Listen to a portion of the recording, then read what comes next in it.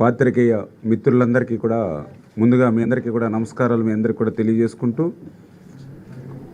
ఏదైతే ఇప్పుడే ఆంధ్రప్రదేశ్ రాష్ట్రానికి సంక్షేమానికి పెద్దపీట వేస్తూ మన గౌరవ ముఖ్యమంత్రి వర్యులు నారా చంద్రబాబు నాయుడు గారు ఏదైతే ఎన్నికల వేళ ఏదైతే హామీ ఇచ్చారో, ఏదైతే మేనిఫెస్టోలో ఏదైతే ప్రజలకి హామీలు ఇచ్చారో వాటిని నెరవేర్చేటువంటి దిశలో భాగంగా ఈరోజు మొట్టమొదటిసారిగా ముఖ్యమంత్రిగా ప్రమాణ స్వీకారం చేసి మన సెక్రటేరియట్కి వచ్చి మరి ఏదైతే ఆ యొక్క 5 సంతకాలు ఏదైతే ఫైల్స్ చేశారో, ఈవేళ ఆంధ్రప్రదేశ్ రాష్ట్ర ప్రజల్లో ఒక భద్రత, ఒక భరోసాని ఈరోజు ఇచ్చినటువంటి పరిస్థితి.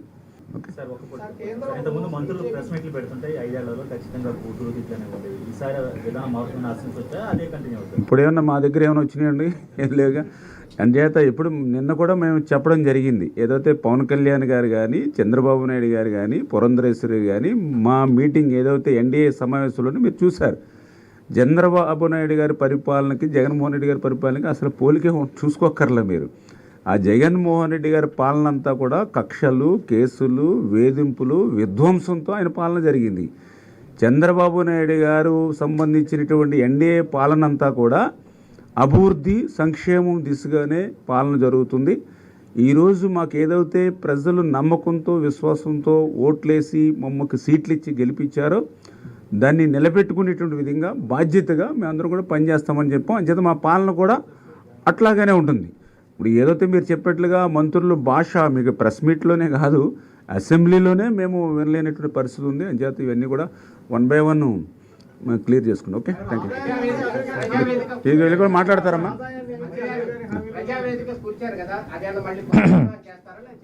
అందరికీ నమస్కారం అండి. ఇవన్నీ కూడా పాలసీ మ్యాటర్లన్నీ కూడా చర్చించి నిర్ణయించుకోవాలి. ప్రస్తుతానికైతే మేము దాని జోలికి ఏం పోవడం లేదండి. మీరందరూ కూడా సీనియర్స్, అందరికీ నమస్కారం అండి.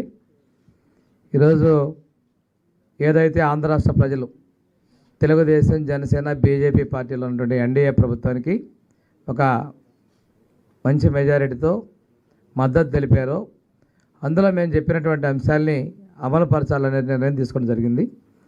నిన్న ప్రమాణ స్వీకారం చేశాం.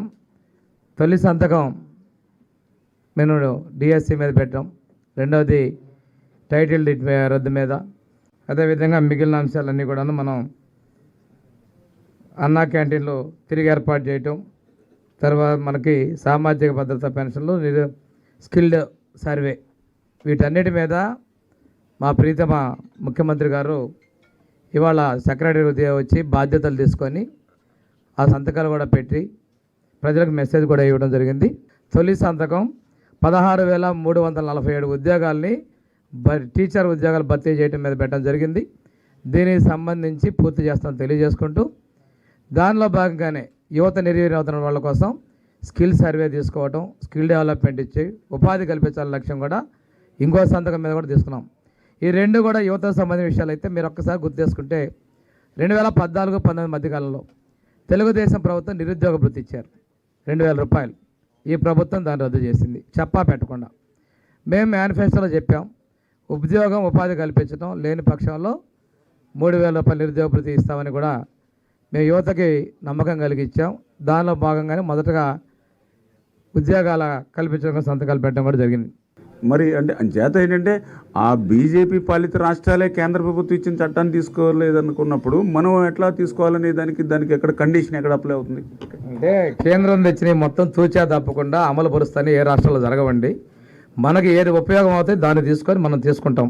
గత ప్రభుత్వం దీన్ని తూచా చేస్తుంది. రైతులకి ప్రజలు ఇబ్బందులు పడుతున్నారు కాబట్టి వాళ్ళ మనోభావాలను మరి పరిగణలోకి తీసుకొని ఆ చట్టాలు ఏదైతే చేశారో వాటిని ఉపసంహరించాల లక్ష్యంతో మేము ముందుకెళ్తున్నాం.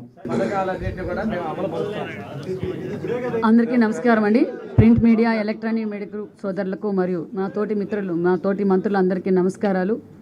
ఈరోజు మన విజనరీ లీడర్, మన ముఖ్యమంత్రి గారు ఈరోజు తొలి సంతకాలు చేశారు. చాలా సంతోషంగా ఉంది. ఎందుకంటే ఆంధ్రప్రదేశ్కి మంచి రోజులు వచ్చాయని చెప్పాలి. ఎందుకంటే జగన్మోహన్ రెడ్డి గారు ఒక్క ఛాన్స్ అని చెప్పి నేను డిఎస్ఏ మెగా డిఎస్ఏ అని చెప్పారు. ఈ 5 సంవత్సరాలు నిజంగా తల్లిదండ్రులు ఎంతో ఇబ్బందులు పడి పిల్లలకి బిఎడ్ డిఎడ్ చేయించి దాంతోపాటు వాళ్ళ కోచింగ్లు ఇప్పించి లక్షల డబ్బులు, ఎందుకంటే ఏదో జగన్మోహన్ రెడ్డి గారు వచ్చేస్తే జాబులు వస్తాయి, జాబ్ వస్తే జగన్ వస్తుందని చెప్పి 5 సంవత్సరాలుగా ప్రజలను మోసం చేసిన జగన్మోహన్ రెడ్డి గారు చూసాం. కానీ మా విజనరీ లీడర్ చంద్రబాబు నాయుడు గారు ఆంధ్రప్రదేశ్ని స్వర్ణాంధ్రప్రదేశ్గా మార్చాలి, పిల్లలకు ఉద్యోగ అవకాశాలు ఇవ్వాలని చెప్పి ఏదైతే మేము ఎన్నికల ప్రచారంలో మేము డిఎస్సి తొలి సంతకం అన్నారో నిరూపించుకున్న భారతదేశంలో మొదటి ముఖ్యమంత్రి ఎవరంటే చంద్రబాబు నాయుడు గారు అనే చెప్పాలి. అంతేకాదు జగన్మోహన్ రెడ్డి గారు ల్యాండ్ టైటిలింగ్ చట్టాన్ని తీసుకొచ్చి గ్రామీణ ప్రాంతాల్లో కూడా చాలామంది ఇబ్బంది పడ్డారు. ఎందుకంటే ఈ జగన్మోహన్ రెడ్డి గారు అంచెలంచెలుగా మొదటగా ఏమన్నారంటే సర్వే అన్నారు. సర్వేలో ఏం చేశారు? సర్వే రాళ్ళు కూడా తను వేశారు. బ్రిటిష్ కాలంలో మనం సర్వే చేయించాం, బ్రిటిష్ కాలంలో కూడా ఇలాంటి పరిపాలన రాలేదు. కానీ ఈరోజు ఈ జగన్మోహన్ రెడ్డి గారి వల్ల సామాన్యమైన రైతు దగ్గర నుంచి ల్యాండ్ లార్డ్ వరకు కూడా చాలా ఇబ్బంది, భయపడిపోయారు. ఏంటి ఈ యాక్టు, ఏదైనా సమస్య వస్తే కోర్టుకు కూడా పోవడానికి అవసరం లేదు, వైసీపీ గూండాల దగ్గరికి వెళ్ళి సెటిల్మెంట్ చేసుకోవాలా అని ప్రజలందరూ భయపడ్డారు. ఆ భూ చట్టాన్ని కూడా మా చంద్రబాబు నాయుడు గారు రద్దు చేశారు. 2వ సంతకం అదేవిధంగా పెన్షన్ విధానం, పెన్షను ఆ రోజు జగన్మోహన్ రెడ్డి ఎన్నికల ప్రచారంలో పెన్షన్ విధానాన్ని మొదలుపెట్టింది అన్న ఎన్టీఆర్ గారు.